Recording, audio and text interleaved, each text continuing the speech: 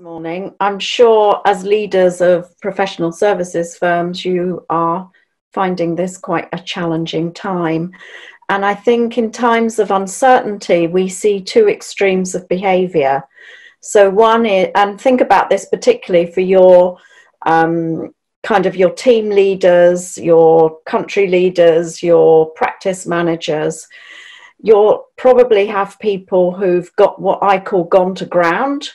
So they are in survival mode. Their brain is telling them that this is a very dangerous time and that all they can do is put their head down and hope that the danger will go away. That is obviously dangerous for you as an organization because you lose connection with your people at a time when they need the reassurance and the kind of holding, if you like. They need their leaders to be empathetic with them, but also giving them hope and some kind of feeling that the future will become better and safer. The other behavior we see is like at the opposite extreme, and this is where leaders kind of step up in those challenging times and really seem to connect even more with their teams. And one of the things social neuroscience tells us is that people thrive when there are three conditions. And if as a leader you're creating these conditions, you set yourself up in good stead for the future. So the first condition is that people have a sense of autonomy, that within the framework of what their job responsibilities are and the strategy of the organization is, they can make decisions about how they do their job.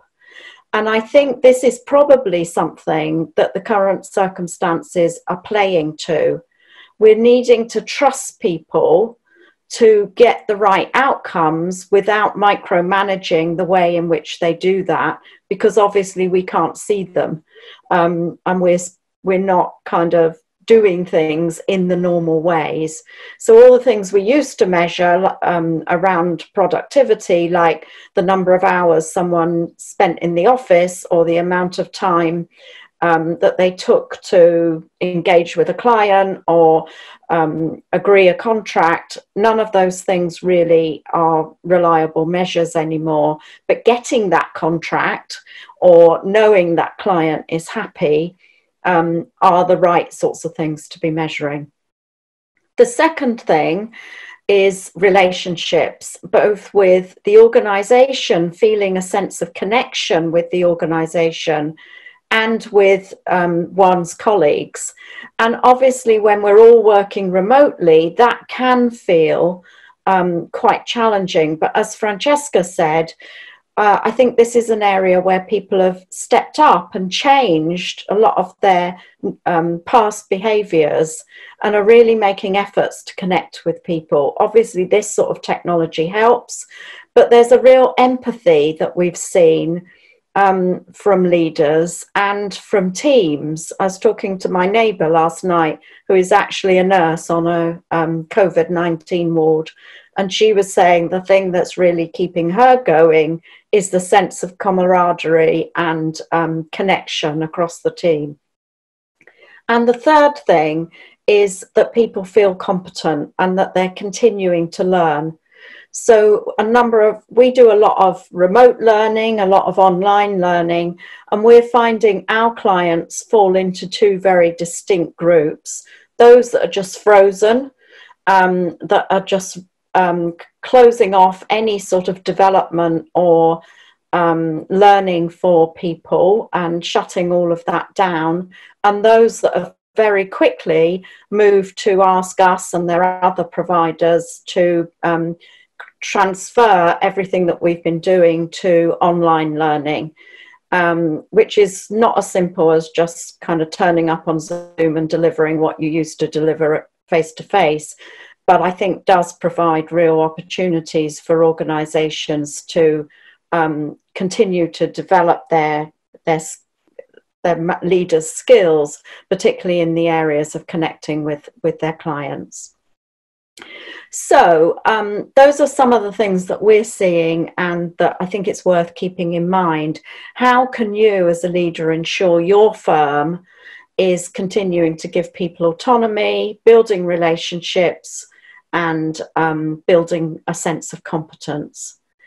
There was one question that I got asked, which I was really delighted to ask. And when I read it at 6:30 this morning, it kind of really made me step back and think. And that question was, are there any new habits that we're creating right now that we don't want to take with us, that we need to be kind of careful about when we go back to whatever the new normal looks like?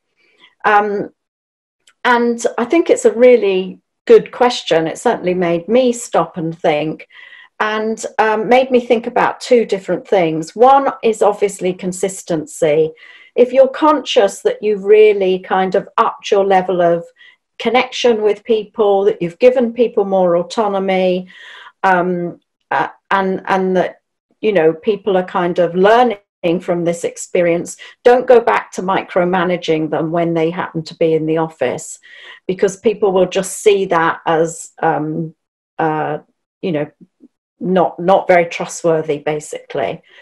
The second thing, and this may be a bit controversial and it's a bit nuanced, I think one of the things that's happened in the last 4 weeks, and it is only 4 weeks, is there's an enormous level of empathy and connection with people. We've suddenly seen into people's lives, and not just their bookcases and what their office looks like, but, you know, their families, their children. We've learned a lot about the caring responsibilities they have, and that has in the main made people much more empathetic to what their teams are dealing with and their lives in general. And empathy is a good leadership quality, but it can be taken too far. And when we're so empathetic that we start to let standards slide and let certain people kind of off the hook in terms of what we expect of them in their performance, I think that's where a habit that we don't want to take forward for the future. Taking less empathy, which is where you feel emotionally attached with the person, and more perspective taking, where you understand their point of view, but more from a kind of objective sense, I think is something we need to practice being able to move in and out of, so that we maintain standards and really help people who are struggling at this time to build resilience rather than frankly mollycoddle them too much. So that may not be the answer you expected from an HR person, but I think it's a really important one to think about. Thank you.